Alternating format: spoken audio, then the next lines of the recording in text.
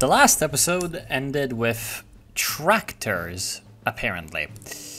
This one is starting with, well, all kinds of industrialization madness, honestly. You can see that basically all of my, well, not all of them, but most of my factories are turning a good profit, aka the numbers are green, right? So the way this has been achieved is that I use state capitalism from the Socialist Party to get good factories in my states. But you reach a point in Victoria too when you're like, okay, maybe I should do that and install laissez-faire. Now I can't mess with my factories, but the factories by now are strong enough, my industrial base is strong enough that it can survive on its own. And in fact, it's going to expand faster with laissez-faire once you have established it, because laissez-faire gives a few buffs that essentially make factories cheaper, and they also produce a little bit more, if I recall correctly. Anyway, the Liberal Party that I selected also is very, very great because of jingoism. Now, usually liberal parties in Europe have a military policy of like anti-military, which is bad because it lets you mobilize less troops. And I believe it even maybe gives you more war exhaustion. But here we have jingoism, and that's great. Everyone loves jingoism, so it's time to start building army.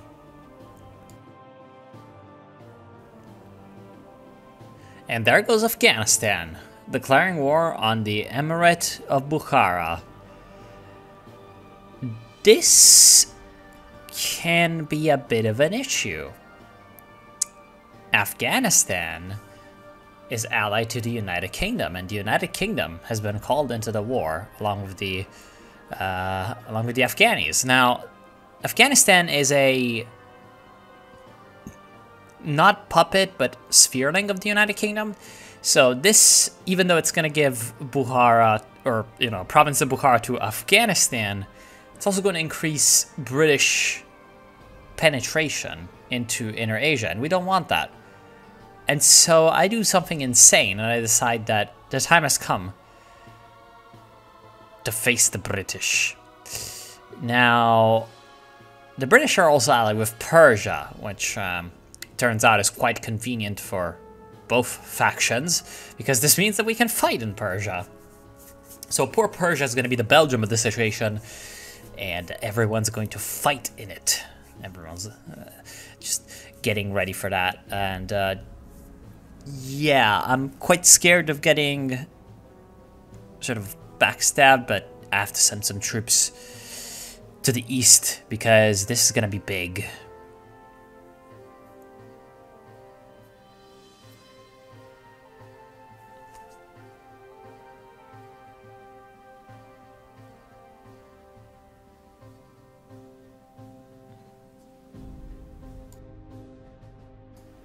Now, of course, this all started because two small countries called in their big buddies into their little scuffle.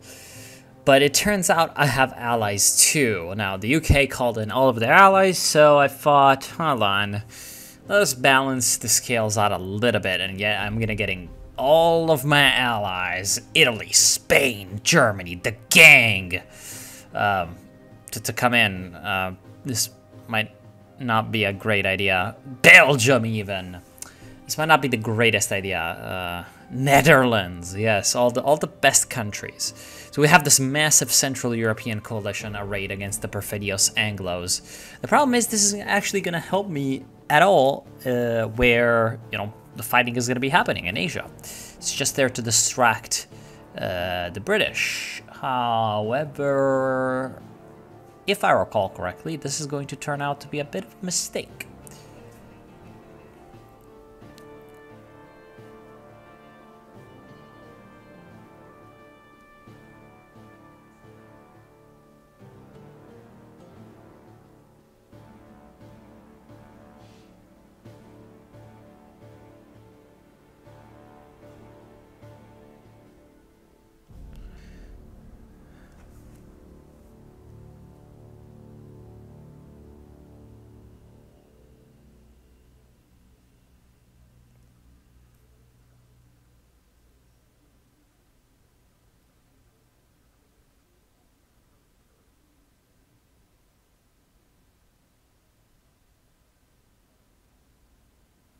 and I was trying to sea transport my troops, but unfortunately, the British Navy exists, and somehow they have been able to cross the Suez before the war declaration, I'm thinking. What happened is, before the war got declared, the British Navy managed to get across the canal, and so now they're kind of stuck in the Mediterranean. But at the same time, we don't have the naval firepower to really deal with them, even though we built up quite the numerous navy. It's outdated. It's got battleships and ironclads and, you know, cruisers, but without many upgrades, without much tech, and without dreadnoughts. So it's not exactly going to be the most effective at fighting. Another area in which we're going to be definitely inferior to the Brits is Africa. The British have a shitload of territories there. That means that they can support more soldiers. And so that combined with the fact that I have no troops there means that I'm just going to be withdrawing.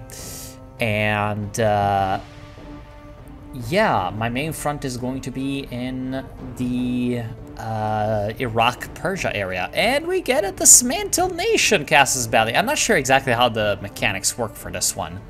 Of course, now that we are in a sufficiently strong war, we can do the Armenian question. Yeah, no. I love how we can do that as the liberals. That's just so great. And, you know, the people who did that in real life, the Young Turks, were not liberals, but they were the closest thing the Ottoman Empire ever had, I suppose, to liberals. So, yeah, liberal genocide. Love it. Liberal genocide that's not white genocide. Amazing. But it's still Christian genocide. The Armenians are Christian. So, yeah, I suppose the PC police is coming to take your guns, and they're gonna then genocide you. So, now the task before us is to destroy the Persian army before the British get too involved. And, you know, we already killed the Persians once. They have inferior tech. It shouldn't be all too difficult to smash them. But there's an 80,000 British army coming down from Khuzestan, or whatever the fuck that state is called, and they're trying to get into Iraq. So, yes, this could be a bit of an issue. The Belgians and Dutch, who previously had been invading us for Bosnia, are now marching through Bosnia to help us out, and the Egyptian fascists have risen up in Egypt, presumably to get Egypt free from Ottoman rule. And yeah, I tried to make a stand in the mountains south of Addis Ababa, but there's just way too many Briton tards, and so we have to run away. Also, Australia is naval invading Cyprus. Or, actually, are they naval invading? Yeah, they do seem to be naval invading. The blimey cunts. But I can still out my navy. Would that be effective? I don't see the British Navy anywhere. That could have the effect of killing some transports and thus killing troops. But there's also a Canadian fleet that's stuck in the Mediterranean. That's lovely. And yes, if I can destroy Iranian troops before the British get there, that's obviously great. And Spain, the Spanish Republic, my glorious friend, is taking Gibraltar. So now the British are completely locked out in the Mediterranean, or at least they would be in Hearts of Iron 4. I'm not sure if Gibraltar... I don't remember from the campaign, so we're going to discover that as we go along. I don't remember if Gibraltar in Victoria 2 is actually a, like, strait where if you control it, they can't, you know, move the ships through. So, so far, all the enemies that we have fought, except for that one brief time Germany and that one brief time France, have been inferior in technology, or at the very least very, very close to our technology. The British are not that. So this war is going to be fundamentally different because of that, and because of the Dismantle Nation CB. Now, the Dismantle Nation CB, in case you don't know, is a pretty important thing, a pretty important part of late-game Victoria 2, because it essentially releases... What it does is that it fires a bunch of events that release a bunch of colonies, takes a bunch of colonies, and sometimes releases core territory. So because we added the Dismantle Nation, this is essentially a total war. That's what the Dismantle Nation is supposed to represent. And as we are going to discover very, very shortly, the British are not to be laughed at. Their tech and army is probably better than our own. And so this is going to be a long grind, believe me.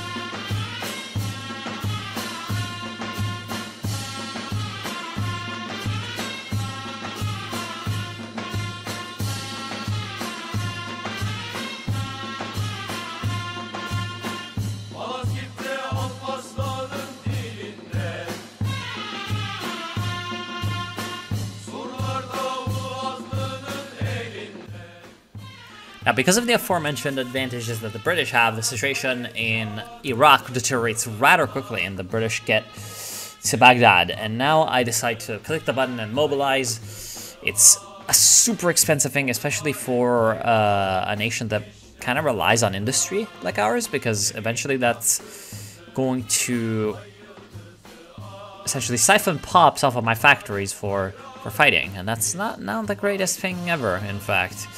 Now, I'm also calling in some allies from the Far East. You might have noticed China and Siam, which is probably a terrible idea, but it's just to distract them sort of temporarily and get the situation under control. Thankfully, the AI is dumb, and so my strategy quickly becomes hold up in mountains and hills and wherever I can get a massive defensive advantage and attack smaller stacks that the AI seems to love to split off, because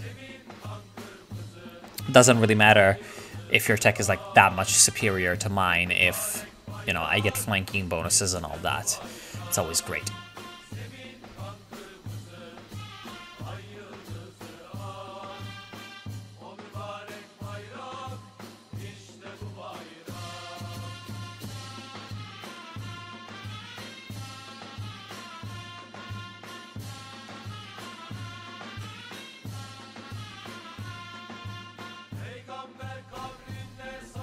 And now, thanks to my tactics, I can start to roll up on some defenseless British armies.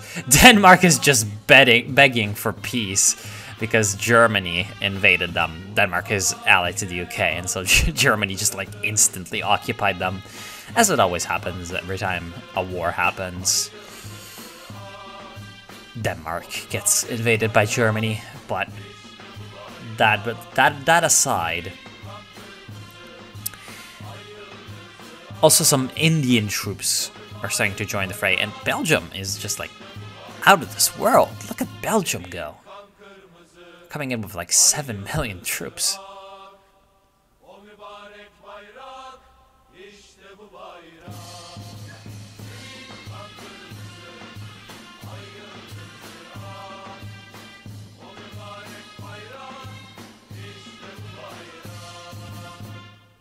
The situation is gradually becoming much more chaotic. As you can see, some of my stacks have been caught out by superior British forces and they have to run away. Some of them are trying to hold on for dear life in the middle of the mountains. And in general, my professional army on the eastern frontier, which got hastily sort of put together and sent in there to stop the British from coming in, is quickly sort of disintegrating. And so we are going to have to fill the gap with other stacks coming in from the west, which is going to be not exactly ideal because I'm gonna be caught off guard a lot of times because these stacks are gonna be coming in piecemeal, blah blah blah bad. Is that Andorra? That might be an Andorran white piece. And of course Denmark is it's not having a good day. Now the problem with calling in Germany is that I don't really have a mainland European enemy.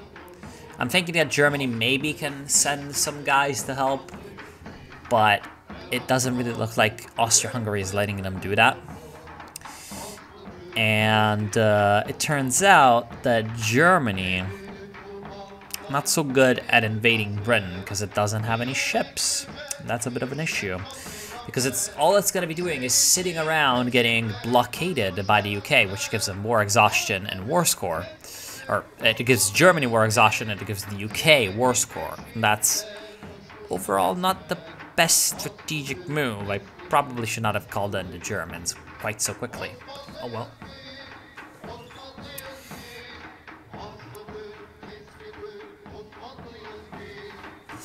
Thankfully, the British advance into Iraq seems to sort of have stalled a little bit. We have managed to repel them from Baghdad. Unfortunately, some of my other stacks are not faring quite as well, but it doesn't look like none of them are gonna be just like disintegrating completely. So that's nice. And yeah, now we can roll up on the flank of the British armies still left in Iraq. That's good. Problem is, they're also winning the battles farther to the east. That's definitely something I don't want, because that's going to give them the opportunity to reoccupy essentially most of Persia. And that's not good. Also, that's where all of my oil, well, not all, but most of my oil is. And obviously, you know, if you've ever heard of 1910, you know, that oil is starting to become important. I don't want to lose my oil wells.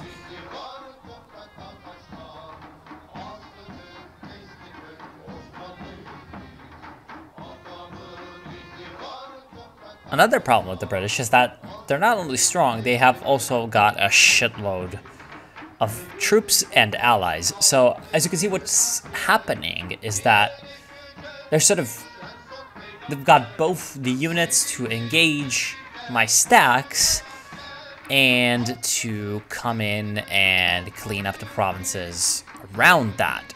So I've got a few stacks that are sort of fighting on isolated in western Iran, but the rest of the British army has already moved past and is again occupying Iraq. So that's a bit of a massive issue. However, all the battles that they're taking that have not been going well has meant that their current war score is very, very terrible. So, at least in terms of war score, we're doing fine.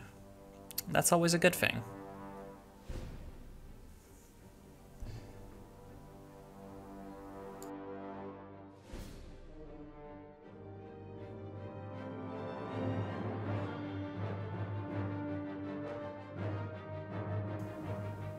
Now, what follows on the Iraqi front is an intense series of battles essentially over the deserts between Iraq and Syria, and that's going to lead very quickly to the destruction of most British forces in the area.